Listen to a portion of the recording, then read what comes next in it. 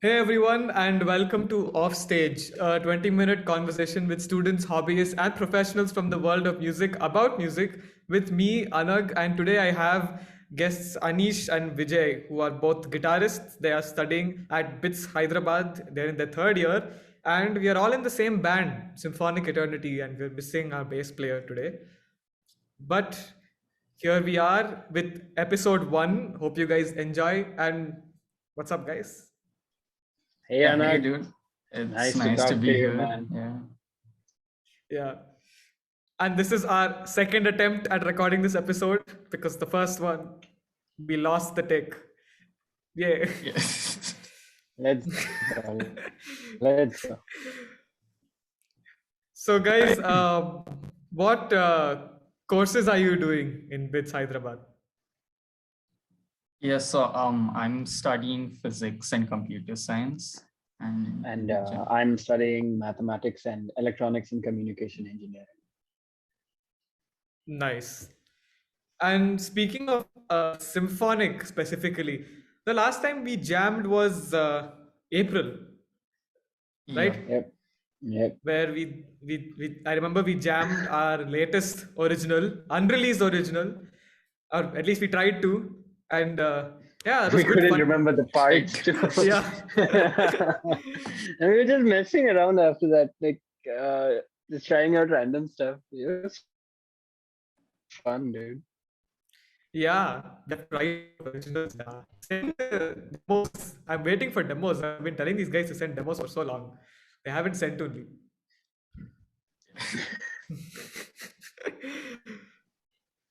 So let's get straight into it. I'm sure there are plenty of parents watching, and I'm sure they are very curious to know. In general, is music distracting from studies, or is it helping with scoring well? Because as I know, both of you have scored very well in 10th and 12th, right?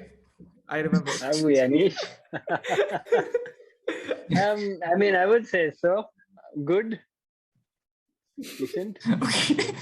Guys, they're being too humble. Okay, they scored But very well. Hmm.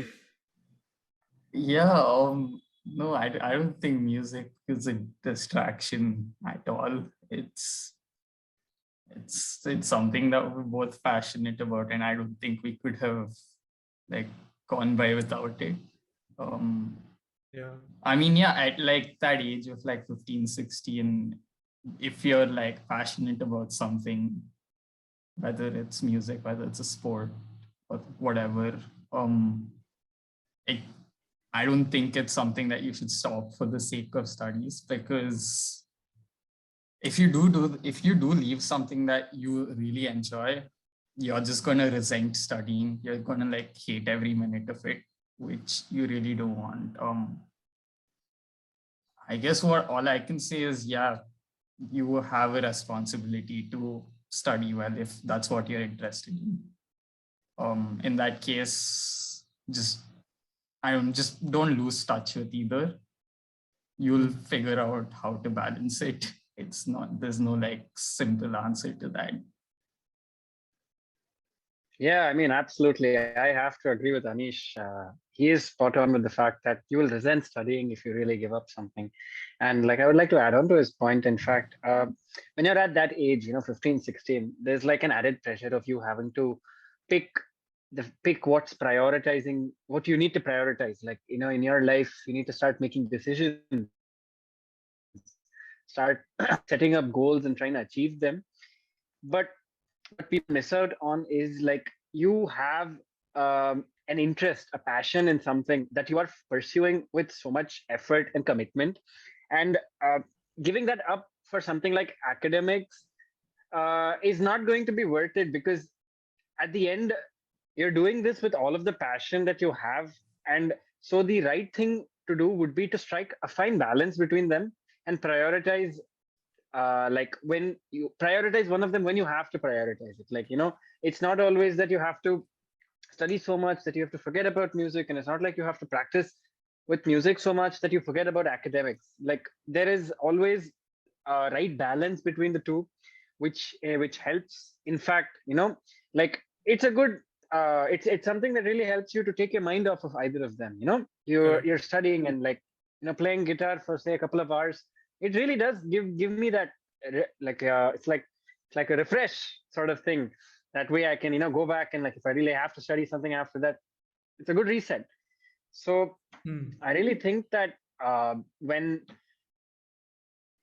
students of around 15, 16, when they come to 10th and 12th and they have to make a decision like, look, I have to study. I really need to focus on academics. I'm going to drop music. I would suggest to continue music if it is really your passion and keep it side by side with academics because I mean, academic you're going to be concentrating on for like all of your life, right? Until you are Hmm. until you are going to go to work, right? But like at this age, when you're so passionate about something, it may not come back. You're going to build so much with it that later on, you're going to lose what you've worked on so much. So I would really like suggest people to try to find the balance between both music and academics. Yeah, I Yeah, mean, yeah. uh, Go on, go on, go on. yeah. So when you like you're never gonna get any point in your life where you have like nothing to do and you can just do what you want. Like you're always Yeah. going to have things to do. So you like it's good to learn how to enjoy when you have responsibilities as well. And I do think like music, like the skills that you gain through doing music are quite transferable and apply everywhere. Like Hmm. the idea of sitting down and practicing for hours Hmm. regularly and like maintaining that discipline, that's something that can always help you with whatever you're doing.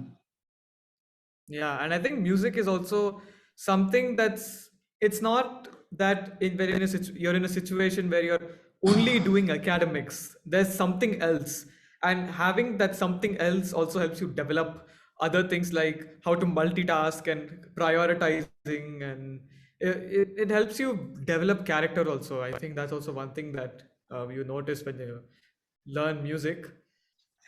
And I would also like to add that when you try to balance two things that mean a lot to you, like music and academics, it could be anything that you follow, like dance, art, sports, whatever. You get the you learn how to manage two things by prioritizing one of them. Suppose you have like a recital or performance that is coming up, you will put more hours into practice and your music. And if you're say having an exam coming up, you're going to be studying for it. So like that having the responsibility to prioritize the right thing when it matters is actually something that is really important to learn as a life skill. And um, we firsthand had a chance to learn and experience something like this, Anish and I. So like that is thing I'm actually grateful for. It's a big plus. Yeah, I mean, we had a lot of fun. And speaking of the band, let's move on to more symphonic band stuff. Uh, Anis, I think you joined in 2014, around mid late 2014, and Vijay Yeah, joined in 2015, right? Feb 7th, 2015. Feb 7, 2015. Vijay remembers the dates. remembers dates. Yeah. Uh, Before we get into that, since you both are guitarists, uh, could you guys give a little bit backstory and little bit of how and why you got into guitar of all instruments? Anish, go ahead. Yeah, so I guess around like fifth grade, sixth grade or so, I used to listen. I kind of started listening to like rock and metal. I guess first band, this is quite common for people my age, Hmm. was like Linkin Park. Like their first record, Hybrid Theory, had like such a huge impact on us. Like, and like at the time, it was like the coolest thing I'd ever heard, and I was like, damn, I want to do this. And yeah, apart from that, I kind of started listening to like classic rock, like Deep Purple mainly. And I don't know, I just thought guitar seemed really cool, wanted to play. Hmm. Yeah, and I guess I initially started playing classical guitar. I was playing classical for like a year, after which I joined Octavium. And even in Octavium, I learned classical guitar for like a fair bit of time. But yeah, that was basically Vijay. Nice. So, well, for me, the biggest inspiration / person that I looked up to learn guitar is none other than Anish. And we both went to the same school. And so, like, I'm going to tell you the story. So, we had culturals like every week for about 2 hours. And 2 hours a week, I would sit and watch him play the guitar and think, man, that looks so cool. I have to learn it. So, like, I'd watch him play. And I'd go ask around. I'd ask somebody for the guitar, like, bro, Anish, please, bro, teach me how to play this, bro. I want to play this. Like, that started. And slowly, I started learning a little bit more from him. Just watching him play, like, no, I'm going to play the F chord like that, something like that. And then, that developed. I started asking him. He started telling me small things. I started picking up from him. My brother started learning guitar at the same time, too. So he was going for class and I was learning from him basically. And I was picking up things from him, from Anish, and we were sharing common music tastes. Like my brother was sharing his music taste, Anish was sharing his music taste. We were listening to the same bands, songs, we'd share songs, albums to each other every day. Like that we evolved. And like between that and me joining Octavium for like there was about a year that I picked up a little bit on my own. And like I officially joined Octavium in around 2015 end. So like, yeah, it's been 8 years since I've started learning the guitar, and like, I have to say, I'm really glad it's an instrument I've been able to pick up. Yeah, I mean, we both are really good at it. Really? Yeah. I think that's without question.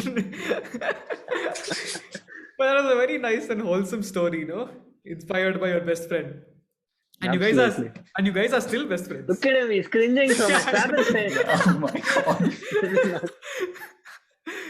god. Getting back to Symphonic, little bit of story time. So originally it was just me and Rohan, another guy who plays guitar. It's also really good. And Anish joined us as a third guitarist in August. We were still Diffusion at that time. We went by the name Diffusion. And we changed it. Actually, fun fact, Anish came with the name Symphonic Eternity. He's the one cringing here, and he's the one who came up with Symphonic Eternity, meaning music forever. Very sweet. I mean, I was 14 to be fair. So no, I mean it's a good name. It still sticks now. And yeah, and then Vijay joined us as a bass player in the at Feb 7, 2015. So Vijay, you want to tell us the story of how you ended up playing bass and ended up in Symphonic? Actually, it was something I never expected to happen. It was like I was just randomly walking around. It was evening around 5:30. I got a call from your dad. He's like, "Hi Vijay, this is Viku." I'm like, "Hello, uncle. Like, do you want to play the bass?" I'm like, "Sure, let's go." So he told, "Come on down to Octavium around 7 o'clock. Let's see what we can do." So I come in. There's uncle's there, Rohan's there, you're there, Anish is there, and like he's like, "We're gonna do Enter Sandman." And then Rohan teaches me like the starting parts to it, and I slowly start to pick it up. I start to like understand how bass works, and like, well, bass is another instrument I've been able to pick up thanks to my introduction to Symphonic Eternity, and like that's another direction I've taken after picking up the guitar too. So like, that's another thing I'm grateful for. Yeah, and we've been doing original songs for years now. We have with Rohan, we had a couple of originals, which are I think more than like 5-6 years old. Yeah, They're really old. Yeah. We released an EP with him, and then in 2016 we had Harsh join us on the bass, and Vijay started playing guitar for Symphonic, and we released another EP where we had around 5 more originals. So how would you say, both of you, your writing has evolved from say all the way back then to when we did our first and second EP to the kind of stuff you would write now, the process, the how you go about writing, how has it changed? What do you guys think? Yeah, so I'd say the main difference and something that I want to consciously work towards for the future, as well as to try as much as possible to write from my head, rather than like write with my fingers, if that makes sense. Yes. I guess, yeah, there's just like a, generally a little bit more maturity with how I try to go about it. I mean, like back then, I used to just think, oh, I've just learned how to do this really cool technique. Let me just add it. And I've just learned how to use odd time signatures. Let me force it into this area. Whereas now I try to write from a more emotional place and try to use music as a way to express myself rather than just like do things like mathematically listen. Anish, maths is my domain, Anish. That was not. And Vijay, tell us what about you? Well, for me, actually, I believe the writing part of music, the way creative ideas where they come in, it's unique for everybody. For me, it's majorly influenced by what I'm listening to. I always have phases of some genre I'd be listening to, or some band, some kind of songs. For example, I'd be listening to like Monuments, like I'd be listening to their groovy riffs, something that just makes you bop. And that, dude, I really want to incorporate those kind of riffs into my song. Like, I'll be trying like those chops, those chugs, something like that. And that changes, you grow up from listening to everything under the sun, like metalcore, jazz, prog, heavy metal, hard rock, whatever it may be. And all of these, I mean, everything you listen to has something that's different to it, something that's unique to it. And when it has an influence on when it has an influence in what you like to listen to, it naturally tends to have an influence in what I try to make as well. I try to incorporate a little bit of small bits of those things into my creative part as well. So that's my main I would say influential factor that plays a role in how I make music. If there's anyone listening interested in songwriting and starting to write original music, take notes. These guys know what they're talking about. They've been doing it for a long time. And any other additional advice to people who are starting out and trying to write original music? Yeah, actually, so one piece of advice that I don't really follow myself, but I think is really helpful is to try and record yourself as often as you can when you just, even if you're just like noodling around. It's like there's so many times where I'm like just randomly playing, not plugged in, nothing. And I play something that I think like, oh, this is really cool. And then like next morning I wake up and I've completely forgotten about it. And that's really frustrating. I guess another thing is, yeah, try as much as possible to like be true to yourself while writing. Try to use music as a way to express. I don't know. I always found that like coming up with something that's simple but catchy and something that's like memorable that you remember is a lot harder to do than come up with like something that's like super fast, super technical. It feels Like superficial random as well, composing. right? Yeah. Vijay, anything to add to that? I mean, not really adding to what Anish said, but like sometimes, when you get writer's block, right? You're really trying to compose something, but nothing sounds good. You tend to lose motivation. You tend to be like, why am I even trying to write music? Why am I even trying to write something? Today is not the day. I mean, all of us go through it. It's something that every musician experiences. You don't have, ideas falling at you like a waterfall. You just pick them up and like, yeah, let's go, let's play it. It comes. It takes time. It comes through patience. It comes through you trying. It comes from within. And uh, there's nothing that tells you to stop trying. If it doesn't happen now, it'll happen. It'll happen sometime. Just keep trying. Yeah. And I think we're coming close to the 20-minute time, or we might have already passed it. I'm not sure.